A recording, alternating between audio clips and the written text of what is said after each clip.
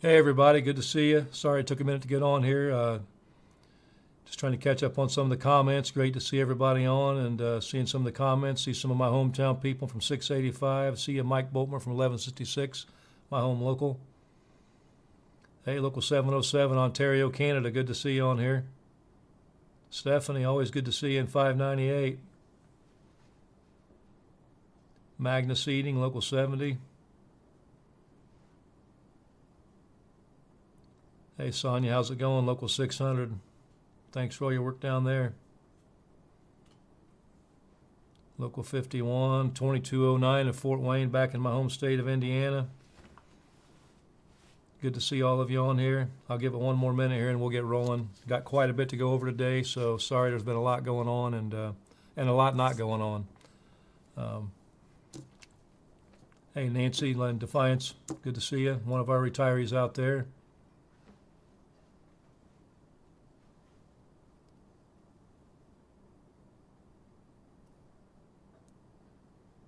I see a question already about TPTs and how does this contract benefit you. Well, this contract's going to benefit you once we finish bargaining, once these bargaining committees are done.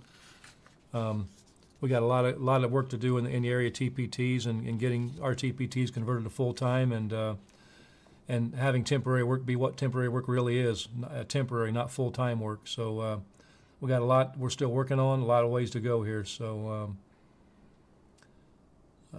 I see a question about retirement being discussed, and yeah, there's a lot of things with retirement, early retirement, things like that. A lot of that's on the table. So, and don't forget the retirees. I'll assure you again, we'll never forget the retirees. I always carry this check stub of my grandfather's with me everywhere I go. So don't ever forget that, and never forget the people that helped us all be why we're here, not here right now having this conversation. So, all right, we'll get rolling here. As always, I want to start by honoring UAW members that are leading the way for all of us, the workers on strike who are standing up to corporate greed. Westrock Packaging told our members at UAW Local 2326 in Dayton, New Jersey, to take massive cuts in their health care benefits. Westrock had the money to pay their CEO more than $20 million last year, but frontline workers were told to accept the scraps. Our members said no, and our team in Region 9 is giving them the support they need to win. In Newton, Iowa, our local 997 members at Thombert continue to help their community even while they're out on strike. They prove the UAW motto, "We fight for justice, not just for us." All they're asking for is fair pay, quality time to spend with their families, and decent benefits if they're sick or injured. They are fighting to set a better standard for every worker. I also want to acknowledge the 1,400 workers at Blue Cross Blue Shield and Blue Care Network who are in negotiations as we speak right here in Michigan. They just voted 95% to authorize a strike if they need it. They're fighting against stagnant wages, prolonged wage progressions, outsourcing, and job insecurity. Sound like a familiar theme? Their fight is our fight, and if they hit the picket line with them, then I know we're all going to be right there with them. Additionally, I'd like to welcome 600 graduate workers at the Worcester Polytechnic Institute in Massachusetts to our UAW family. Last night, these workers ratified their first contract with a 98% yes vote. Their contract includes 20% raises for salaried workers and a $3 to $5 per hour increase to the minimum pay for hourly workers.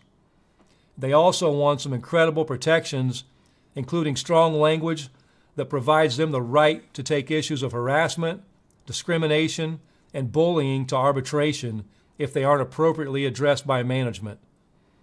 I'm thrilled to see how higher education organizing wins are translating into first contracts that are raising standards in this sector. So I want to congratulate Region 9A Director Brandon Mancia, Lead Organizer Josh Gilbert, and Servicing Rep Michaela Vu. And of course, I especially want to shout out the member-led organizing and bargaining committees who led this fight and successfully won their first contract. I also want to take a minute to acknowledge all the amazing contract campaign actions that are being organized by locals all across the country. Last week, I had the thrilling opportunity to visit Local 862 in Louisville, Kentucky, and participate in their practice pickets at the Kentucky Truck Plant and Louisville Assembly Plant. I want to thank Local 862 and their president, Todd Dunn, for their Southern hospitality. And let me tell you, if I were Ford, I'd be taking notice, because the members of 862 are fired up and they're ready to throw down if they have to. And 862 isn't alone. Since August 20th, we've averaged more than 2 actions a day in locals across our union, and there are dozens more actions already being planned in the lead up to September 14th. Our members are fired up, and together we're showing our national negotiators that we have their backs. All the trainings, the rallies, and practice pickets we've held have helped put the public firmly on our side. A new Gallup poll just released shows that 75% of Americans back UAW members in our fight for justice against the Big Three. Only 19% side with the companies. That's the billionaire class. We're also collectively broadcasting a clear message to the companies. We're ready to do whatever it takes to win a strong contract, and that's a message they need to hear. So UAW family, as you know, we've been doing things differently this round of negotiations. In past negotiations, our union's core economic demands were called the president's demands, and they were often passed to the company behind closed doors. We've renamed our union's demands the members' demands, because that's what they are. These are your demands, not the president's, and together we're going to fight like hell to win them. We're also shaking things up by negotiating those demands with the company in front of your elected national negotiators. The days of contracts being hammered out in secret behind closed doors are over.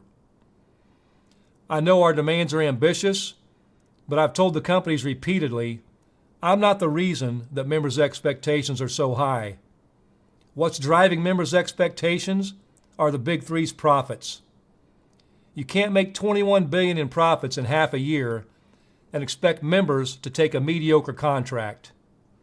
You can't make $250 billion in North American profits over the last decade and expect us to keep aiming low and settling lower. Our campaign slogan is simple. Record profits mean record contracts. That's why we also broke with the precedent by giving each of the companies our core economic demands much earlier in the process than normal. I want to be very clear about this.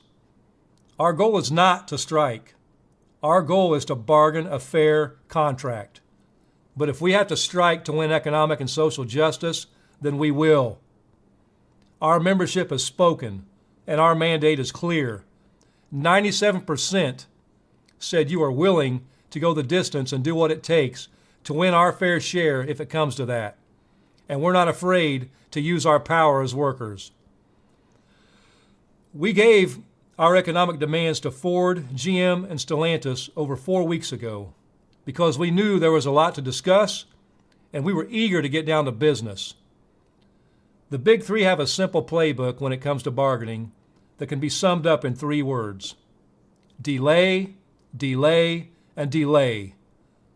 So a month ago, I sat across from each of the Big Three CEOs with your national negotiators beside me, and I delivered our demands. I told them that if they expected to drag everything out until the final days of bargaining and then try to settle everything all at once, they were setting themselves up for failure. I've told them repeatedly, September 14th is a deadline, not a reference point. UAW family, I'm sad to report that the Big Three are either not listening or they are not taking us seriously. We are now 14 days out from our contract expiration, and both General Motors and Stellantis have failed to give us any economic counters. You know, there's a pathetic irony to having these companies fixate so much on worker absenteeism and productivity when their top leadership have ditched bargaining and are refusing to buckle down and do the work of actually negotiating a contract. GM and Stellantis' willful refusal to bargain in good faith is not only insulting and counterproductive, it's also illegal. That's why today our union filed unfair labor practice charges, or ULPs, against both GM and Stellantis with the National Labor Relations Board.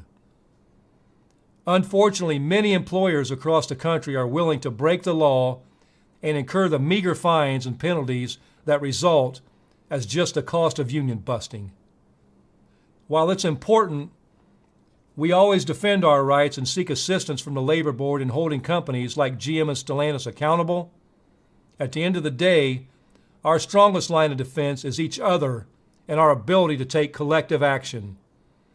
That's why it's so important that locals across the country continue to organize rallies, practice pickets, and other actions. We need to speak out together with one voice against GM and Stellantis' illegal refusal to bargain in good faith, and we need to be ready to go on strike if necessary. UAW family, I still believe it's possible to reach a deal before the deadline, but only if both parties show up ready to bargain. So far, the only company that's given us a response is Ford. We met with the company on Tuesday, so I wanted to take the opportunity to go through their proposal tonight with all of you. Just as a reminder, we are living in a golden era for the Big Three. Ford's revenue and profits are surging. Ford made over $10.4 billion in profits in 2022 and is on track to surpass that in 2023. Those are profits created by our hands, our dedication, and our sacrifice.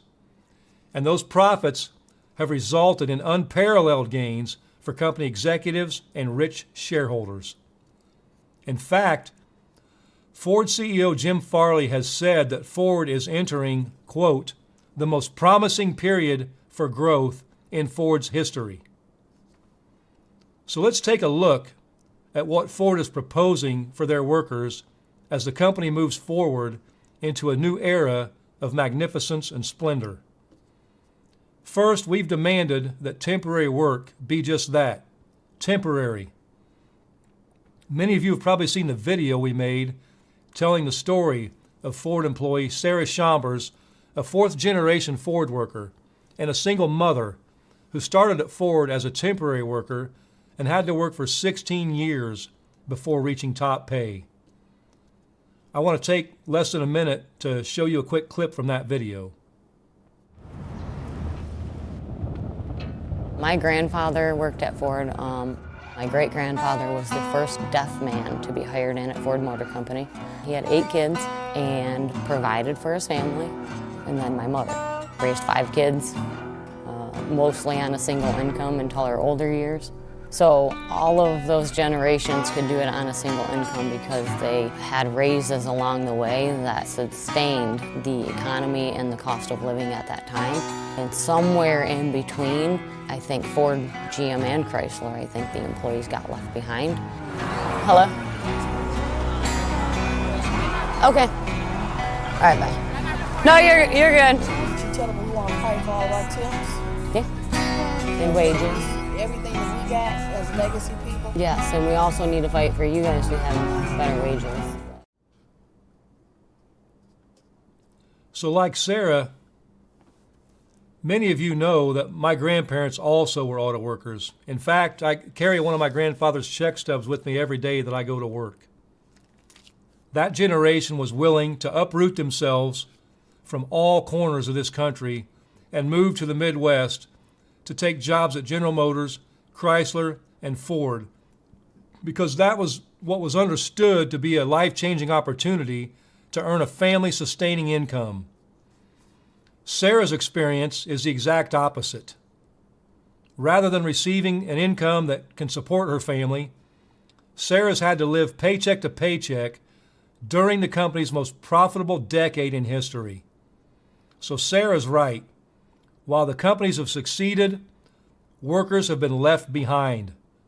And this race to the bottom has been driven in part by the reliance on an army of permatemps. These are workers who often work 7 days a week, 12 hours a day, for months on end, with no commitment from the company to their future.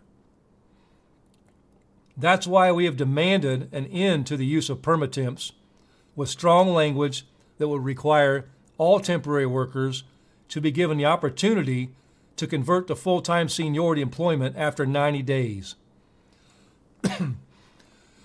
We've also demanded that temps be paid at not less than 85% the top rate, that they receive profit-sharing checks, that they be provided full health care and retirement benefits. Rather than agreeing to our common sense demand of equal pay for equal work, Ford has proposed that there be no cap on the use of temporary workers. The company has proposed that they receive less than 60% of the top wage rate, that they be denied a fair share of the profits that their labor produces, and they be given second-tier health care and no retirement benefits.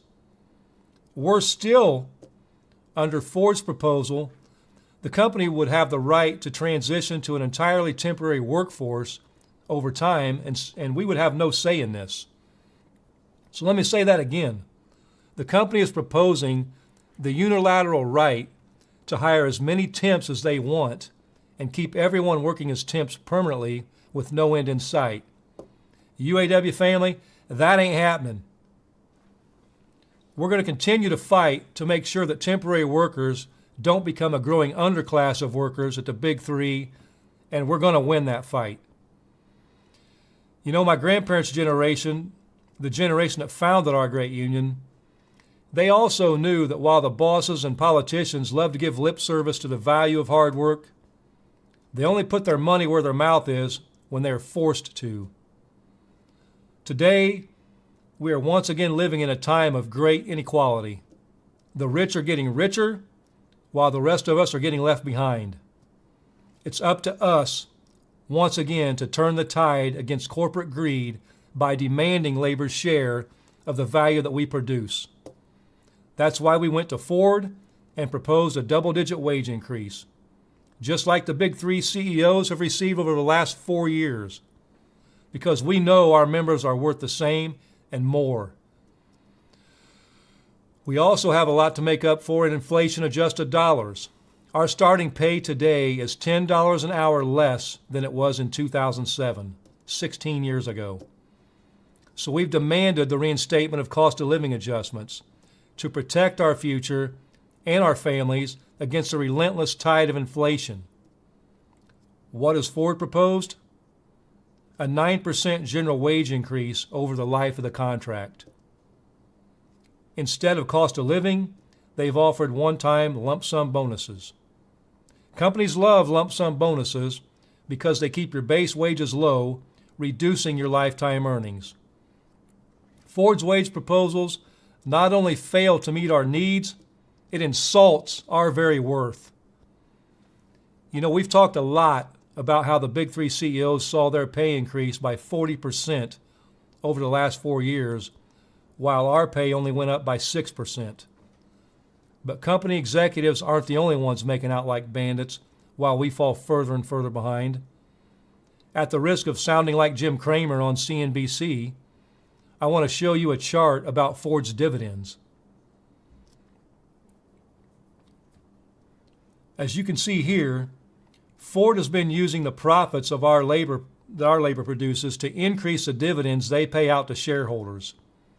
As of today, the company is on track to reward shareholders for all of our hard work by raising their dividend payout by 150% to a whopping $5 billion in 2023. If the shareholders and CEOs are lavishing themselves with the value that we create, then it's our turn for our fair share. I want to be very clear on this point. We will not accept nothing less than consistent living wages that will grow with the economy. If Ford thinks we will accept a single-digit pay increase and no cost of living allowance, then I hope these shareholders know how to work on an assembly line, because those are going to be the only people left to build cars come September 15th. As you know, we're also demanding an end to tiers. Right now, a majority of the Big Three workers are second-class workers. So we've put forward a proposal to bring the 8-year wage progression down to 90 days and to restore retiree health care and pensions for all of our workers. Ford has proposed that tiers continue, which means no retiree health care, no pension, and dropping the wage progression from 8 years to 6 years. UAW family, as I travel the country, attending practice pickets and rallies, I've seen a lot of signs, and one of my favorites is, everyone, Tier 1. That's what solidarity is all about. We will no longer let the companies divide us, and I know we're united in the fight to end tiers. We also gave the company job security proposal that included our Working Families Protection Program and the right to strike over plant closures. You know, I've gotten a lot of heat for this Working Family Protection Program. And here's the simple truth. Plant closures are devastating. The Big Three want the power to take our jobs and the products we build and move them to other countries where they can more easily exploit workers. That results in massive job loss that guts local economies and rips apart families as workers uproot themselves from their lives and their homes to travel all across the country to get another job. Our union's position is that the Big Three are Fortune 500 companies that have made $250 billion in profits over the last 10 years and are constantly taking billions of dollars in taxpayer money, and that they have an obligation to their workers and our families and our communities. So if Ford wants to shut down a line or a plant and move those jobs to another country, then the company should be forced to continue to pay those workers until more products brought back to their plant. This is especially important during an economic downturn. Like Walter Reuther once said, nothing breeds unemployment like unemployment.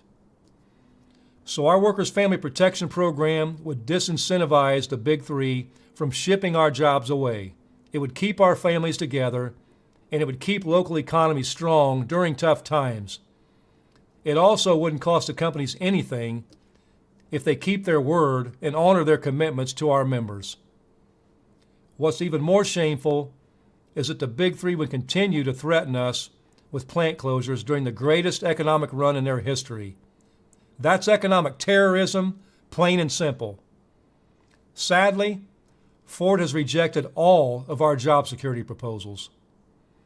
This is particularly unacceptable because right now the company is planning to move some of our powertrain work to dangerous, low-paying, non-union battery jobs outside of Ford. In fact, Ford's currently investing billions of dollars in companies that are not Ford and in a workforce that is not the UAW. And they are receiving billions of dollars in our taxpayer money to fund and support this race to the bottom. If Ford wants built in America to mean something, then it has to mean something.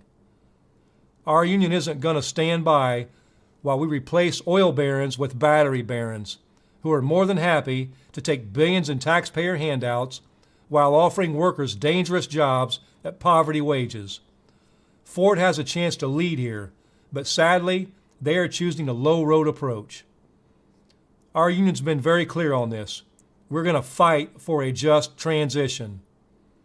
Our union has also proposed an enhanced profit-sharing formula that would provide workers $2 for every million spent by Ford on stock buybacks, special dividends, and increases to normal dividends.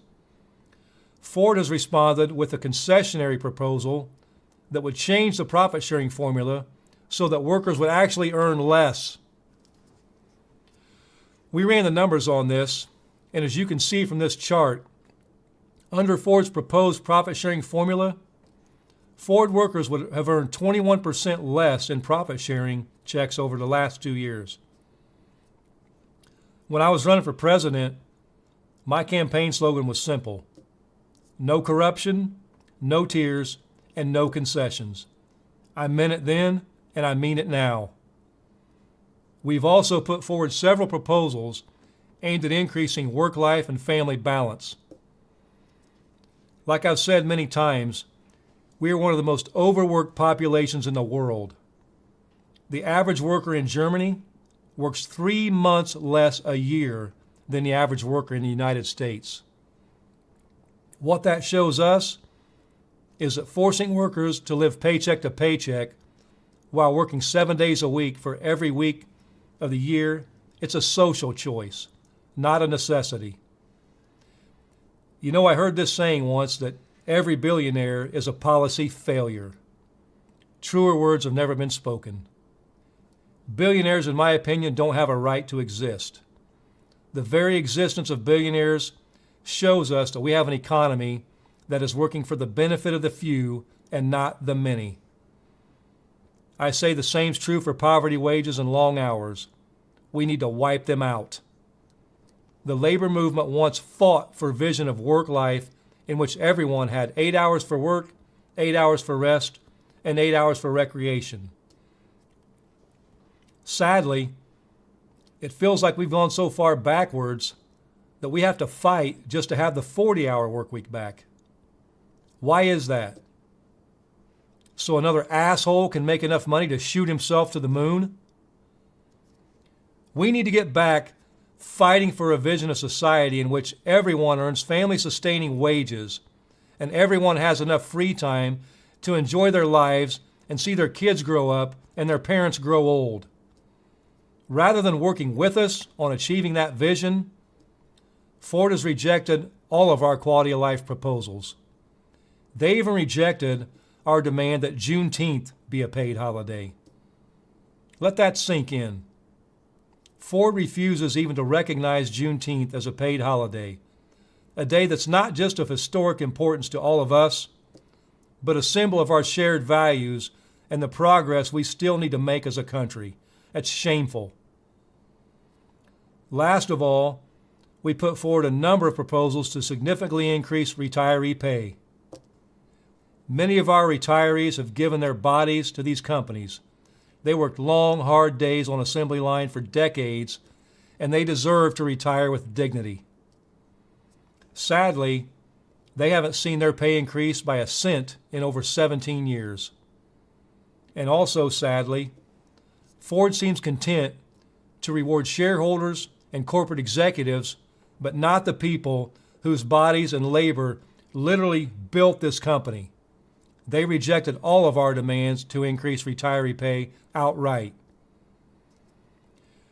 UAW family, I know this update's infuriating, and believe me when I say I'm fed up.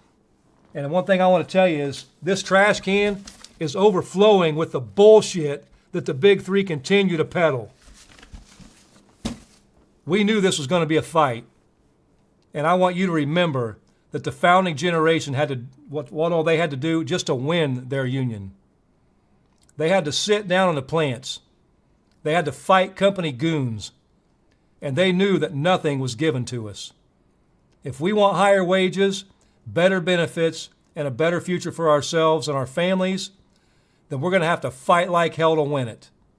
But know this, we are not alone. Our fight is not just for ourselves, but for every worker who is being undervalued, for every retiree who's given their all and feels forgotten, and for every future worker who deserves a fair chance at a prosperous life. That's why the public overwhelmingly supports us now. Like I mentioned earlier, 75% of the public supports us in our fight against the Big Three. That's because we're all fed up of living in a world that values profits over people. We're all fed up with seeing the rich get richer while the rest of us continue to just scrape by. We're all fed up with corporate greed. And together, we're going to fight like hell to change it. UAW family, I'm here to tell you, we're 14 days away, and at this point, 13 days away, and the race to the bottom ends on September 14th. And I know you're ready in this fight. We're all in this together, and we're going to fight like hell to get our equitable share of justice for workers. So thanks for looking into this tonight. I'm going to look at a few of your comments now.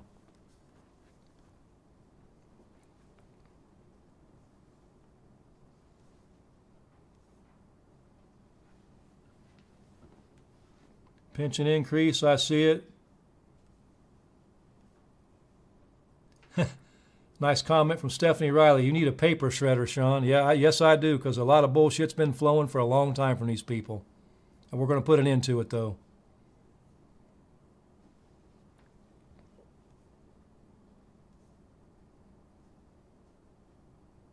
I see a comment here from a worker that their mom gave 38 years to GM and deserves fair and just benefits as a retiree. I agree 100%. We owe those people. We're all sitting here right now because of the work they've done. Sharon'sville Transmission, I see your comments and thank you for being there.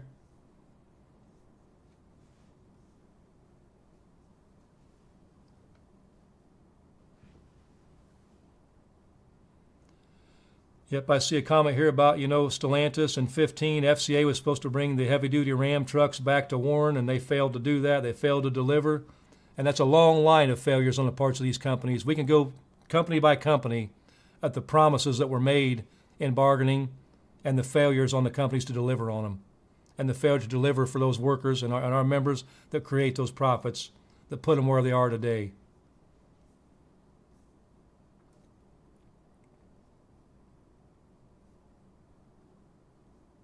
I see the comment here, 40 hours of pay after overtime after 32 hours, and agree 100%.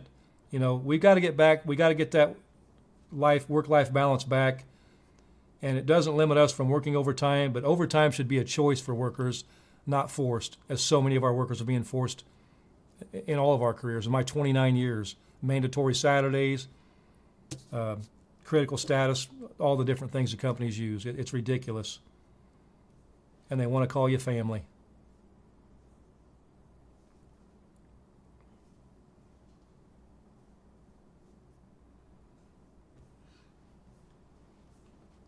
Sorry, I'm just trying to glance through comments here. There's been so many comments, and it only lets me see so many.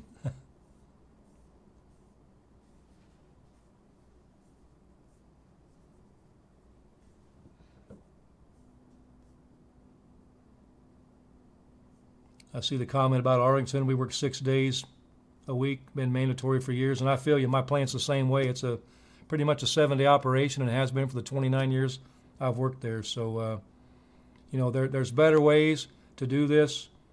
There's better ways to treat workers with respect and give us a quality of life we deserve. We got members reaching out, that have kids in sports. A member who sent an email to one of our vice presidents saying that, they have a kid that plays college football right now. The college football games are on Saturdays, and this guy is being forced every Saturday. Can't attend one of his kids' games. It's ridiculous, and it's bullshit. These companies want to talk about family, and they care about family, and they consider us family. That ain't considering somebody family. It's just doing the right thing.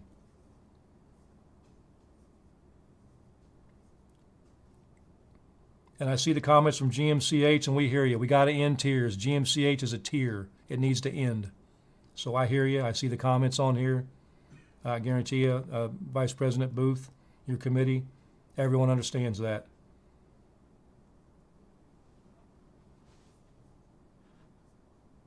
And I see the comment here, those of us at full rate don't have savings, unfortunately. How the hell can you save? That's the biggest fallacy from these companies. They expect workers to be temp workers and work for years as a temp at poverty wages. They expect you to get 8 years to full pay. And now Ford's feeding us that bullshit of a 6-year progression, which isn't any better. No one's going to save money at those type of wages. We can do better. These companies should do better. And the workers deserve better. And I know we're going to fight like hell.